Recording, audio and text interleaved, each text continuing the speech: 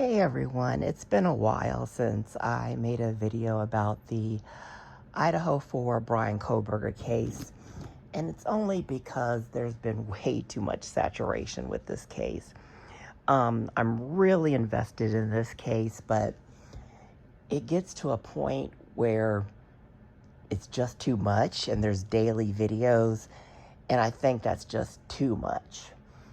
And the bigger issue is when you have, news outlets on YouTube that say so much ignorant crap, and low IQ people will believe anything they say with their so-called experts, even when the experts are so biased and saying the most asinine shit that gives you pause to wonder how they could be considered an expert at all. And then you have some true crime channels that are pretty popular, and they're saying asinine shit, automatically saying that Bryan Kohberger is a 100% guilty, and don't victim shame, and you can't have your own opinion, and all that bullshit. And then you have some channels that kind of started out not really being strong with their opinion.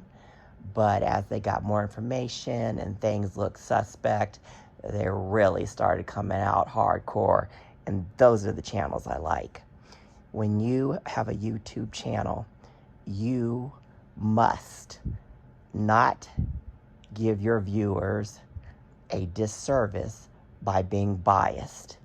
You have to give them true information, and you cannot say only your opinion is right. The person's definitely guilty. The person's definitely innocent. You are scum if you do that, because there's a lot of gullible, low IQ people on YouTube that will believe anything. People are innocent until proven guilty.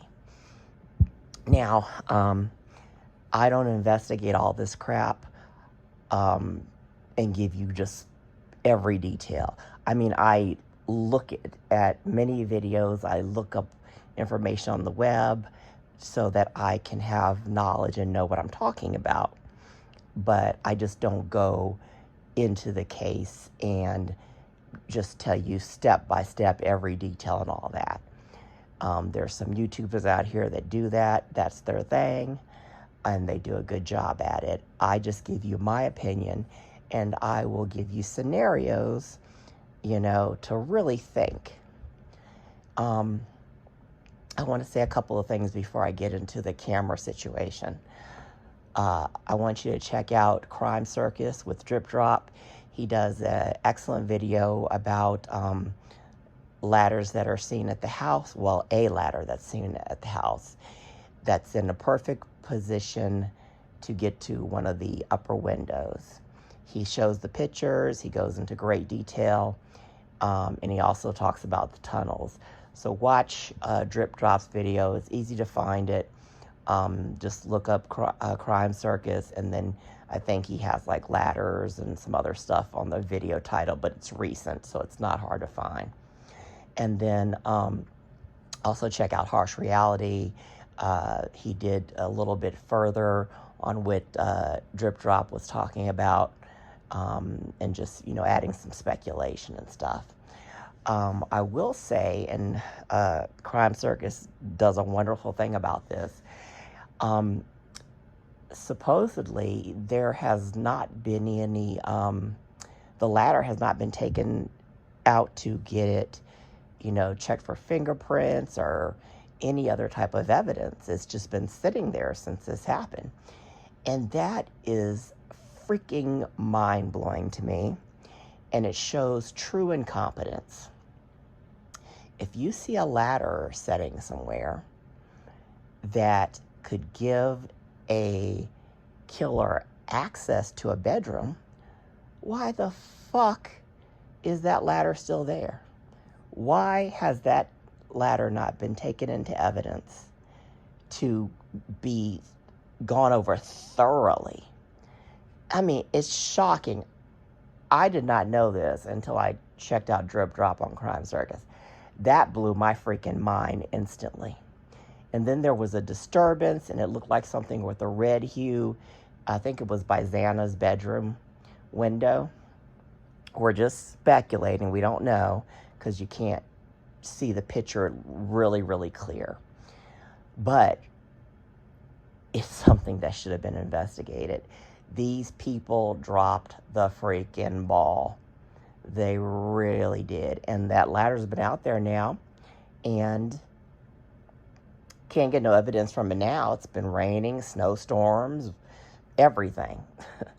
That is blatant incompetence.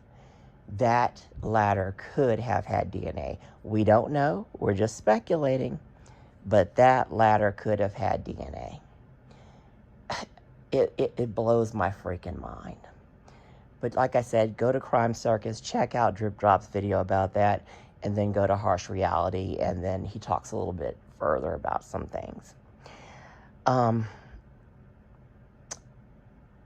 I want to say about the camera situation. At the time I'm making this video, I don't know if they have decided whether the cameras can be in the court or not. But when you have high-profile cases, especially like a case like this, where there's nothing clear-cut, where there's way too many possibilities to say 100% for sure that Bryan is innocent or guilty, the public needs to be able to watch this case because so many people are invested. There's been so many speculation, so many people passing judgment on this. And if they try to be sneaky and hide all this from the public, no matter which way the judgment goes, people are going to be pissed about this. They're going to say it wasn't fair either way. They're going to say that everyone involved was sneaky and hiding stuff, and it's going to be a fiasco. Too many people already know about this case. You're not going to find any jury in Idaho that hasn't heard nothing about this freaking case. You know, we're in the time of YouTube. This case is so saturated. You would have to be a cave person not to know about this case. You really will. So you're never going to get unbiased jurors. And the sad thing about it, because of all this misinformation, you're going to more than likely get jurors that already have a firm belief in this case. There's just no way to have a fair trial. And I think that if they don't allow cameras into the trial, it's going to be something, I tell you. Because like I said, no matter what way the case goes, people are not going to accept it. They're going to say you're hiding stuff, you're incompetent, you're liars, and it's going to be crazy. Now, I don't know why the prosecution wouldn't want cameras. I can only speculate that they're going to look like fools when they present their case. That there's going to be so much stuff to prove that they can't convict him 100% without reasonable doubt. So I think that's why the prosecution doesn't want cameras, because you would want the public to see everything. You know, you wouldn't want to hide this information. You would want to be transparent. Now, as far as the defense, I would think that they would want the cameras so that if they really do have good evidence and witnesses for Bryan, that might sway the people that think he's guilty. And it would really show transparency, would show if they have strong witnesses and evidence. And I would definitely think it would benefit the defense to have cameras. But I think they don't want the cameras because you have these asinine channels that have already prosecuted him and found him guilty. You have these stupid experts that has really changed my mind about investigators and things. I have no confidence in them now. They have said the most ignorant crap I've ever heard of. So, what was I even talking about? Because this pisses me off.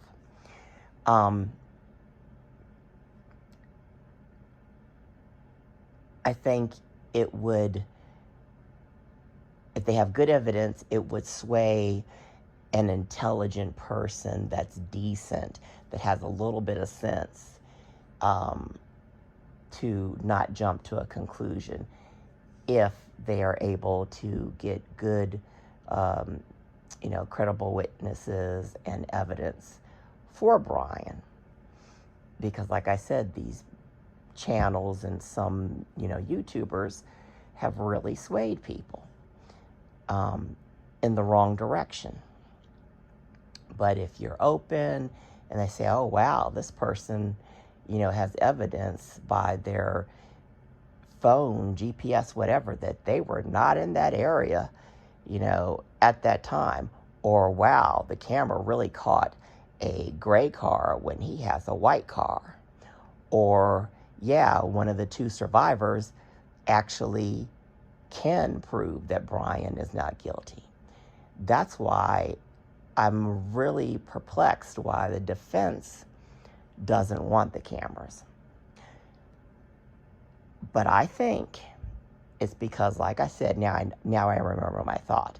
I think, like I said, it's because of these idiots on YouTube, the so-called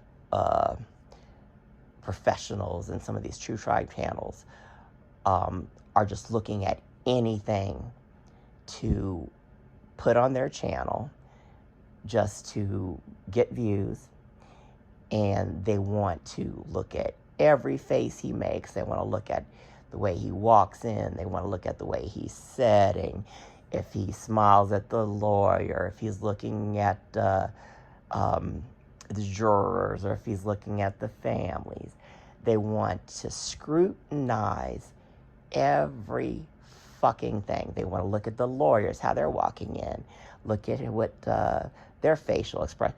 That's so asinine. A person's not going to be a robot. Use a little bit of sense. Person's going to trial, and especially if they're innocent, you're going to trial to save yourself from getting a firing squad. Hell yeah, you could come in there looking nervous. Hell yeah, you can come in there looking upset. Bryan has been a perfect robot with his expressions because he knows there's so many fucking idiots out there looking at him. You can't go by a person's expression. I don't give a shit what body language people say. That is bullshit. I could be sitting and making all kinds of movements that would say I'm thinking this or that and the other. It could be a medication I'm on. I could just be nervous for something, just for taking the test. I could be happy but not look happy. Body language is bullshit.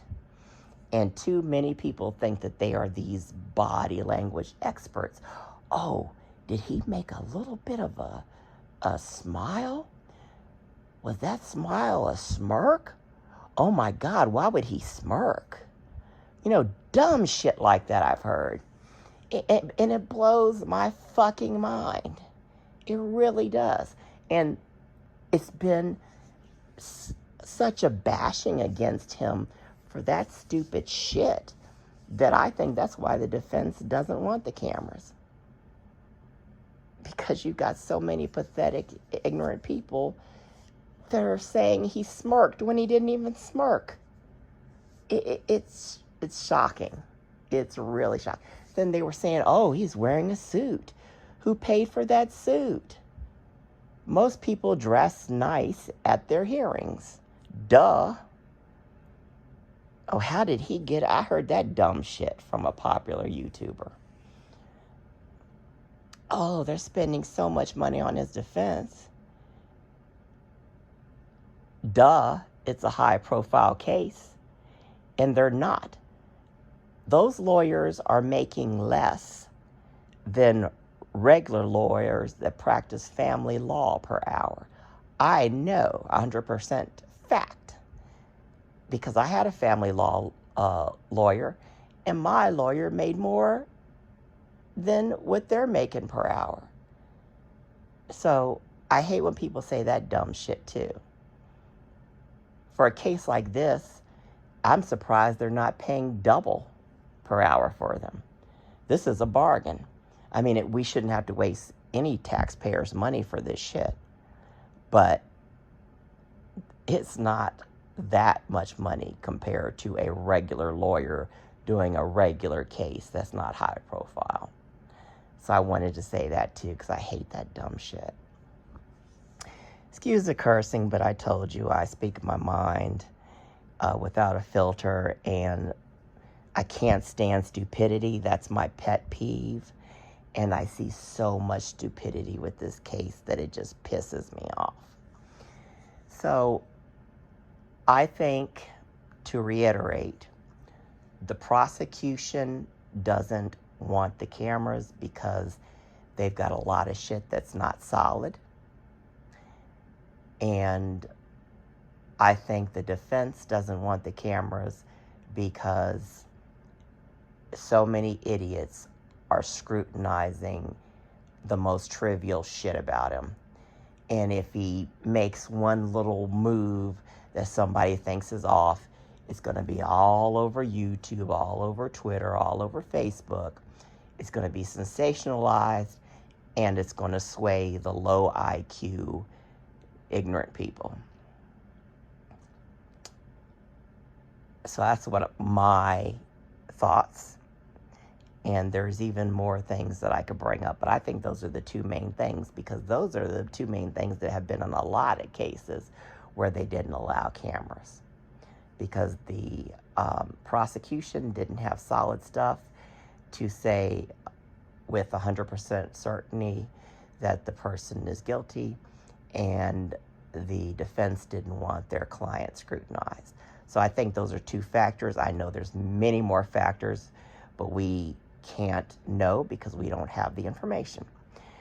But I think it will be a huge disservice, like I said, if they don't allow those cameras.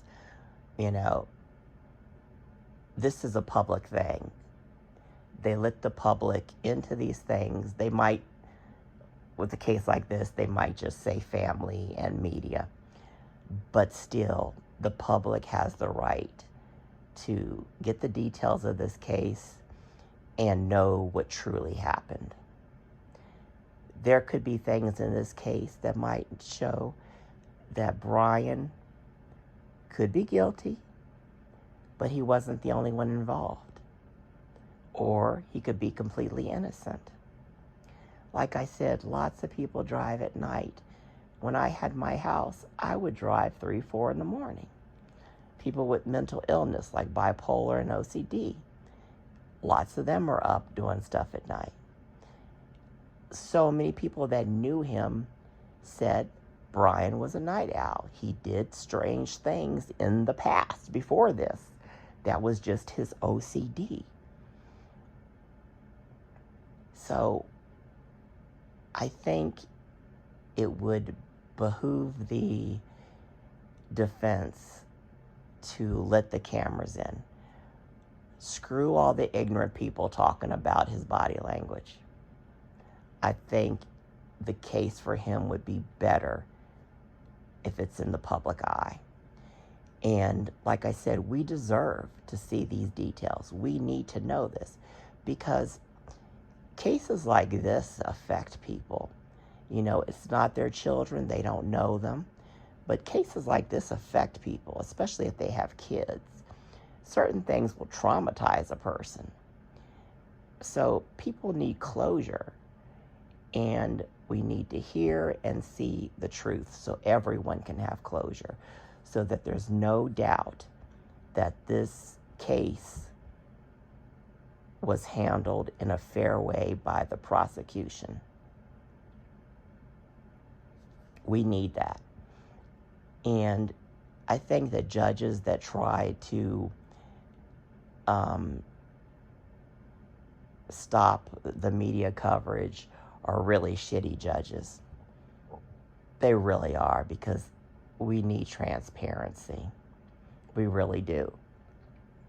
Just like 9/11, before YouTube and other places deleted all the videos that were excellent, that were actually showing the truth in air quotes, that they removed, that were, well, I shouldn't say air quotes, that actually showed actual truth that the government was trying to hide. That was pretty fucking obvious. They deleted so many videos. And some of those videos that showed like the people jumping and all that, that was traumatic for me. And not too much stuff bothers me. I can watch the most goriest crap and be okay with it. But 9/11 traumatized me, because I was thinking, you're that high up and you know no matter what, you're going to die. But you're making the choice to jump to your death than be in the fire. The fear that people had to have was just mind-blowing. And it's a fear that I can't fathom, that I would never want to know about. And when they had videos of the bodies hitting the glass, that really traumatized me.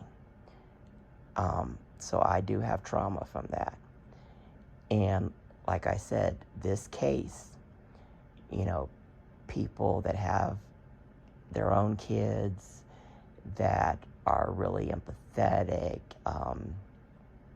and things like this really get to them, they could have trauma from this case. And they need to heal by being able to get all of the evidence and know whether or not Bryan Kohberger is being sentenced because there is absolutely no doubt he is guilty, or that he is being let go free because there's tons of doubt and tons of non-existing evidence to prove that he's guilty, or to prove that he did not do it alone. And I still think if he is involved, he did not do it alone. You cannot tell me that a person can kill that many people and not be affected themselves. He took on 4 people and he didn't get any scratches, bruises, or nothing.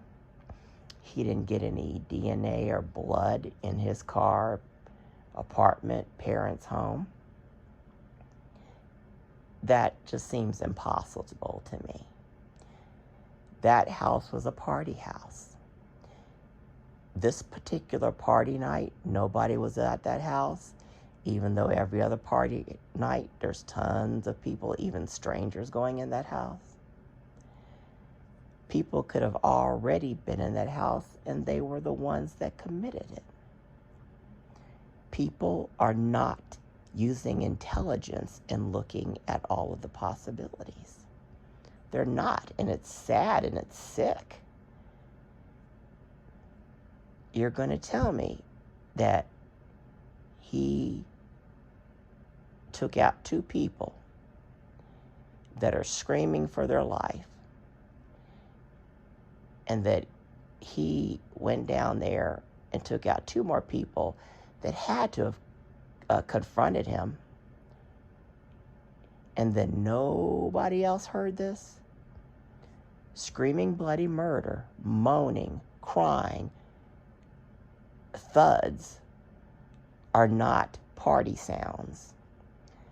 You know damn well that those living roommates are lying if they said they thought it was just a party. If it was just a party, why would she be looking out her door? Because she would be used to the party noise. Why would she lock the door? Why would she be too scared to come out to check on him if she didn't know what was going on? If I'm hearing all that noise, I'm calling 911 immediately. I don't give a shit if there's all types of drugs in the house. If you care for your friends and you could possibly save one of them, you call the police. The police are not going to do anything to you because you called them immediately and you possibly saved someone's life. And then they wait hours. That will never be explained away. Like I said before, you would have to be on something like Flocka, where you were so out of your mind, you were like a zombie, to not hear that noise. They heard that noise. They heard it. And I think we can all agree on that, even though we don't have all the details. You would have to be less than a fool to think those two roommates didn't hear anything. And that's why I think it's more than one person. The time that it took to do it was too short, and you know they would have had to be fighting back if they did that to the people on the top and then did it to the bottom. I think one person did it on the top and then one person did it on the bottom. I mean, it's just speculation, but that would make more sense. That would make more sense. The people that did it could have still been in the house. They could have been people that came out of the house and went into the group of people that started to, go around the house when they heard the news. They could have just blended in with them and say, we were told this and that happened, so we went in to look. And then that would be their alibi. And then you've got one or two murderers still out here on the street. For his DNA to only be on the knife sheath is not enough. And I explained that away in my other videos. Bryan was into weapons. He had guns and he has knives. Kohberger was into weapons. And then Bryan was photographed with someone else into the military, that was in the military. Now, as a person that knows this firsthand, that's into weapons, enthusiasts are hardcore. If you go to a gun show, you will know this. People will trade, they will buy from others, and they will gift. So I'm not saying Kohberger is involved, but there's some speculation. But say if Kohberger or somebody else bought the knife from Bryan, his DNA would be on it. Say he traded for another type of knife or another weapon, his DNA would be on it. Say he gifted the knife to someone, his DNA will be on it. So there's 4 ways, or if he actually did it, his DNA would be on it. So there's 4 potential ways his DNA would be on the sheath. But nobody is talking about that. Why not? Weapon enthusiasts, knife enthusiasts are into that. There's conventions, shows, private parties all the time. They're trading, selling, and gifting weapons. So why is it so hard to get through people's thick skulls that this is a possibility?